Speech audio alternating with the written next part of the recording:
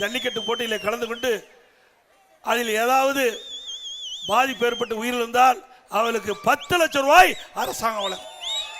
ஜல்லிக்கட்டு போட்டியிலே கலந்து கொள்கின்ற அந்த ஜல்லிக்கட்டு வீரர்கள் பதிவு செய்யப்பட்ட வீரர்களுக்கு காப்பீடு செய்யப்பட்ட அந்த பிரீமியத்தை அரசாங்கமே செலுத்தும்.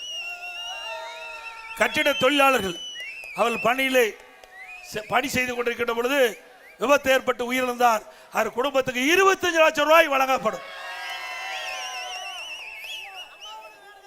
அதே போல அம்மா இல்லம் திட்டம் அனைத்து ஏழைகள், யார் இந்த ஜாதி அந்த ஜாதி அந்த மதம் இந்த மதம் அதெல்லாம் இல்லை, அனைத்து ஏழைகளுக்கும் வீடு இல்லாம நிலம் இல்லாம வீடு இல்லாம இருக்கிறவர்களுக்கு அதிமுக அரசாங்கமே நிலத்தை வாங்கி அற்புதமான காங்கிரீட் வீடு கட்டி கொடுக்கப்படும்.